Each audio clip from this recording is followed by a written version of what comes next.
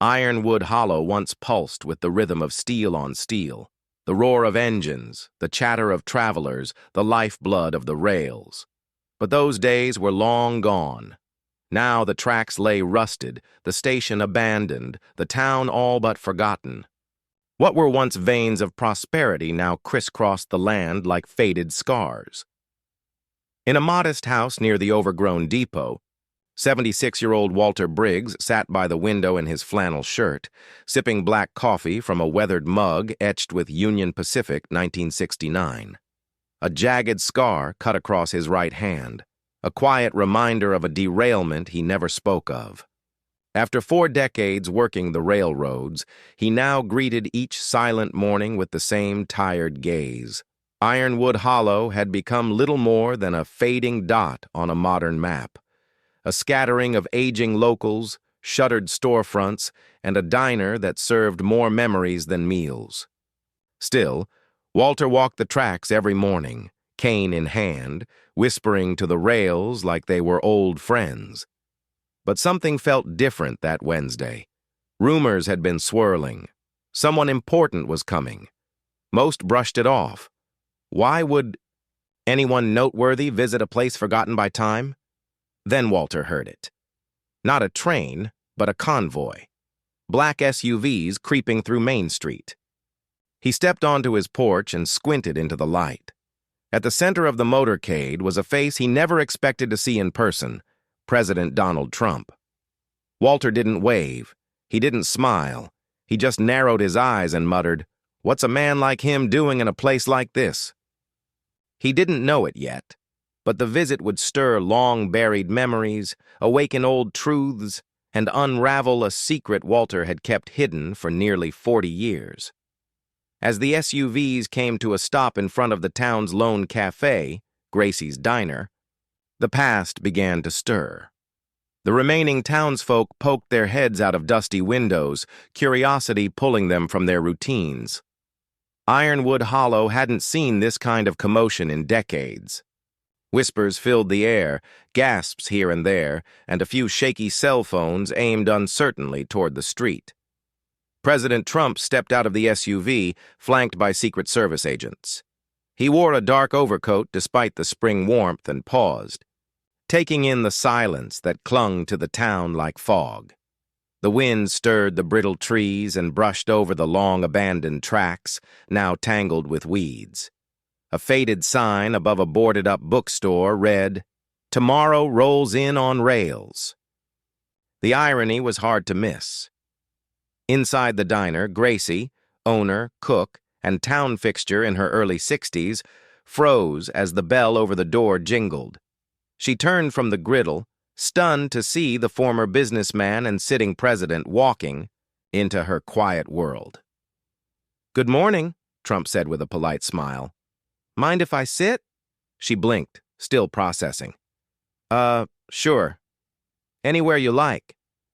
Back at his window, Walter watched with a deep furrow in his brow. His neighbor Mara stepped outside, a laundry basket balanced on her hip. "You going down there?" she asked. Walter shook his head. "What for? That man's not here for folks like us." Mara sighed softly. "Maybe, or maybe he's here to listen." Walter looked away. The last time someone from the government came through, the factory had shut down, then the rail yard, then the school. But something tugged at him, something he hadn't felt in years. That man had come to his town, walked into his diner, and was asking questions, and Walter Briggs had answers, answers the world had never heard. At the counter, Trump glanced around at the faded photos lining the walls. One black and white picture caught his eye, a group of strong-jawed men in coveralls standing beside a steam locomotive, arms crossed, pride gleaming in their expressions. Gracie poured coffee into his cup. "That was the last crew to run the Ironwood Express," she said quietly, "before the line shut down." Trump nodded slowly. "What happened to them?" "Some passed on. Some moved away. One of them still walks the tracks every morning." Walter. "Briggs," he said. Gracie tilted her head, surprised. "You've done your homework. Trump gave a wry smile. Ironwood Hollow once pulsed with the rhythm of steel on steel, the roar of engines, the chatter of travelers, the lifeblood of the rails. But those days were long gone. Now, the tracks lay rusted, the station abandoned, the town all but forgotten. What were once veins of prosperity now crisscrossed the land like faded scars. In a modest house near the overgrown depot, 76-year-old Walter Briggs sat by the window in his flannel shirt, sipping black coffee from a weathered mug etched with Union Pacific 1969. A jagged scar cut across his right hand, a quiet reminder of a derailment he never spoke of. After 4 decades working the railroads, he now greeted each silent morning with the same tired gaze. Ironwood Hollow had become little more than a fading dot on a modern map, a scattering of aging locals, shuttered storefronts, and a diner that served more memories than meals. Still, Walter walked the tracks every morning, cane in hand, whispering to the rails like they were old friends. "I noticed his name on a letter I got a few months back," Trump said, glancing at the photo again. It said, "If you ever want to know the truth about what happened to America's rail towns? Come here." Gracie raised an eyebrow. "He wrote you?" Trump took a sip of coffee. "Handwritten, no return address, just a story and a challenge." Outside, Walter still lingered. He hadn't truly expected the president to come. But maybe, just maybe, the story he'd carried for decades was finally ready to be told. He slipped on his old jacket, the one with the faded rail company, patch on the shoulder, and started the walk to the diner. Each step echoed like a memory. When he pushed the door open, every head turned. Gracie gave a small nod. Trump stood. "Mr. Briggs," he said, extending a hand. Walter didn't take it. "You're late," he muttered. Trump chuckled. "I'm here now." Walter took the seat across from him. "You still want the truth?" he asked. "I came a long way for it." Gracie silently refilled Walter's mug.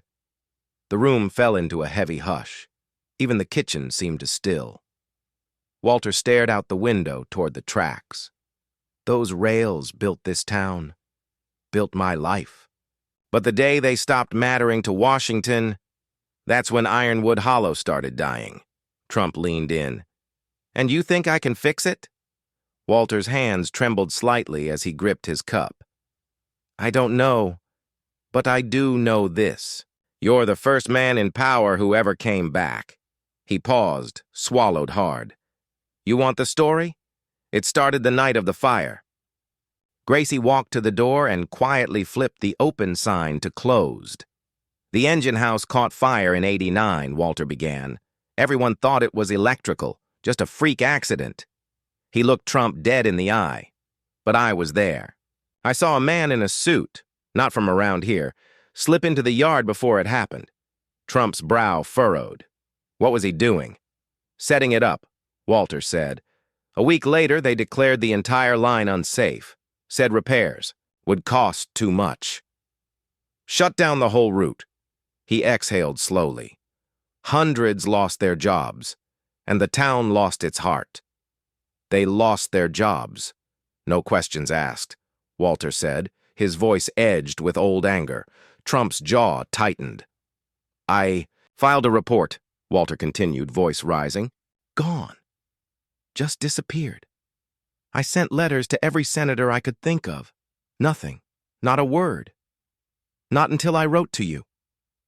He reached into his coat and pulled out a cracked leather book, weathered, the corners frayed. "An old engineer's log," he said. "I kept it for 40 years. Every shipment, every schedule, every anomaly." Trump took the book, flipping through carefully. Page after page was filled with neat, meticulous handwriting. Fuel discrepancies, missing crates, strange reroutes that didn't match standard operations. "I believe they were using Ironwood's line for something else," Walter said. "Something illegal. That's why they shut it down." Trump narrowed his eyes. "Do you have names?" Not in there, Walter replied. But I know where to look. A hush settled over the diner like dust in a beam of light. Gracie, barely audible, whispered, "You really think this could bring it all back?" Walter's eyes stayed fixed on the tracks beyond the window. Maybe not the trains, but maybe the truth. That afternoon, Trump followed Walter through the weeds and wildflowers to the old switch tower, now just a rusting skeleton of what it once was. Vines curled around the ladder like nature trying to reclaim it, but the inside was surprisingly untouched by time. Walter stepped carefully over debris and pried open a trapdoor in the floor. Hinges groaned in protest, but it gave way. Beneath them, darkness. After the fire, they said this place was off limits, Walter said, gripping a flashlight. Said it was unstable. But I was an engineer. I know what unstable looks like. He climbed down first, the beam of light dancing along concrete walls and old cables. Dust hung heavy in the air. "There's a room down here," he called up. "One they never put on the blueprints."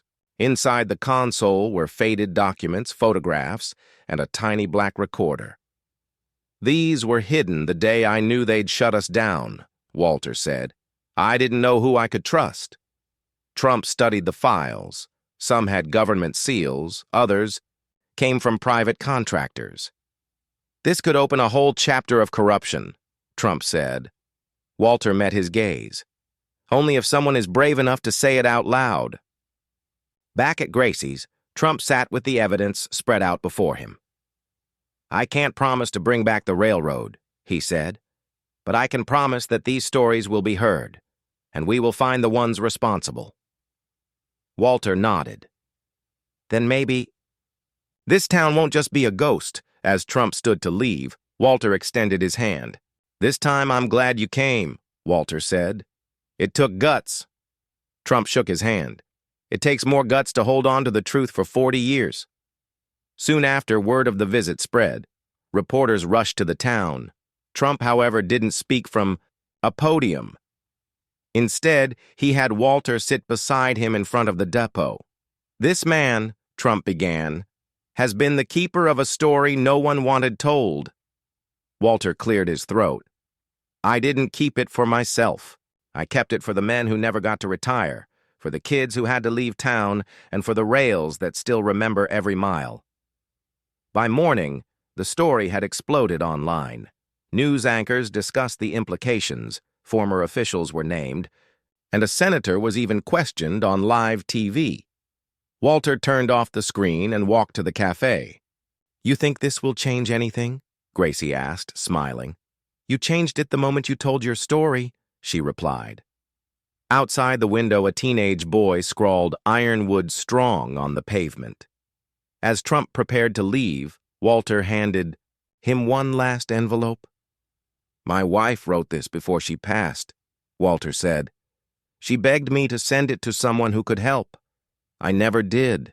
Trump opened it on the flight back to D.C. Inside was a poem. "The train may stop, the town may fade, but memory rides where hearts are made. If ever someone hears our call, let them remember we stood tall." Trump wasted no time. He called a press briefing, revealing Walter's story, the poem, the ledger, and the evidence. "We're not just fixing tracks," Trump declared. "We're fixing trust." He announced a full investigation into the 1989 shutdowns of Midwestern rail lines. In a surprise move, he created the Ironwood Legacy Fund. The fund would provide financial support to towns devastated by industrial closures, but more importantly, it would preserve their stories in schools and documentaries. Walter's logbook was displayed at the Smithsonian within weeks, and tourists came to see the signature on its first page. Months passed, but Walter Briggs, the engineer who had kept the truth alive, knew that the echoes of his story wouldn't fade. The town of Ironwood Hollow began to see visitors, tourists who came to learn about its past. The diner reopened full-time, and plans for a museum were made at the old depot. Walter would often sit at his usual table, nodding politely to strangers who recognized him. but he always kept an empty seat across from him. "Just in case he visits again," Walter would say with a smile. One day, a 12-year-old boy named Liam visited the town with his mother. Shyly, he approached Walter. "My school showed your story," he said. "I want to be an engineer, too." Walter smiled and handed Liam an old rail spike. "Then remember this," he said. "Trains move forward, but never forget where they've been." Gracie, who had played a big part in keeping the town alive, transformed one wall of the diner into a photo memorial. Pictures of ironwood workers, families, old engines, and a picture of Walter with the president at the top.